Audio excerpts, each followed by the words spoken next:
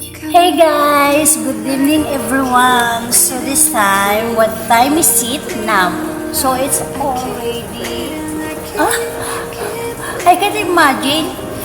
Wala pa palang alas 6, so it's already 5:45 p.m. now. Ibig sabihin, napakaaga ng dinner namin. Yes. Kakatapos lang ng dinner namin. So this time, tapos kakatapos ko rin naglaba. Siyempre, I'm always fresh. Char. Fresh. Yan, kakalimutan. Wow! Mahalata. Medyo nag-try na. Tapos nagbumukbang ako ng flat type. Siyempre, pagkatapos natin kumain, diba? This one. Siyempre, pag naumay tayo, kailangan natin kumain ng dessert, diba? Natatanda niyo po ba ito? This is my favorite flat type. Siyempre, yung kumakain ako maniya ng isal ko na yan. Kapatanggal na ng umay. So, yun, diba? Alam nyo ba lately, grabe yung natrangkaso ako kasi one day, naulanan ako. Tapos, nung naulanan ako, syempre hindi ko siya niligo. Tapos, parang, syempre pagod ka na rin sa trabaho, gusto ko ng pahinga. Ang ginawa ko, naghilamos ako, dapat pala daw, niligo ko yun. Nung nabasa ako sa ulan, medyo nabasa yung ulo ko. Ganun talaga eh. Part ng trabaho natin yan eh. Hindi natin maiwasan. Siyempre, sa pauso naman talaga ang trangkaso kasi yung panahon natin iba, minsan aaraw, minsan uulan, di ba? Tapos ngayon, medyo malakas ang ulan. Walang tigil ang pagbuhos ng ulan, yung iba na baka na naman. So, yun lang. So, yun. Grabe, ang hirap magkasakit, guys. Alam nyo ba? Grabe. Thankful to God kasi siyempre magaling na ako. Pray na ako. Alam mo yung sobrang bigat ng ulo ko yung dito talaga.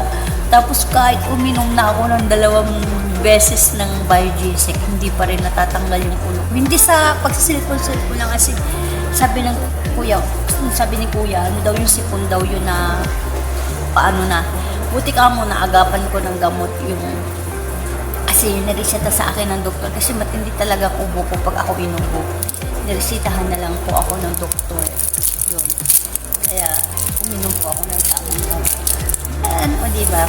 Tapos yung last na nabili kong gamot, hindi ko na ininom kasi magaling na ako eh. So, iinumin ko na lang yun kapag kasusunod na inubo ako ulit. Pero sana wag na. Kasi sobrang napakahirap magkasakit. Alam mo yun, yung mga naipon ko, pinagbibili ko ng gamot ko, eh kasi naman matyoga ako, diba? Diba, alam mo yun, kahit anong pagpupursige mo, kahit anong paghihirap mo, kahit anong pagsisikap mo, tapos pag nagkasakit ka, lahat ng naipon mo, may ilalabas mo pa din, diba? True yan. True. Eh, kahit anong pagsikap mo, kahit anong sikap mo dyan, pag nagkasakit ka na, siyempre, anong gagawin mo? Pag nagkasakit ka, bibili ka ng gamot, hospital ka, o diba, useless din yung kaya napaka-importante ang health. Siguro, sa akin lang kulang ako na exercise. Kasi lately, diba, ang tagal kong walang work. Siyempre, anong gagawin ko? Higa na tulog. TikTok, charot. Kasi siyempre, ngayon, medyo naninibago yung ng katawan ko. So, ay, trabaho na. Pag-uwi sa bahay, uwi ng bahay. O, diba, ganun lang. Pero siyempre, mahalaga talaga ang health. Alagaan nyo yung sarili nyo tayo. Pag nakasakit, napakahirap talaga, promise.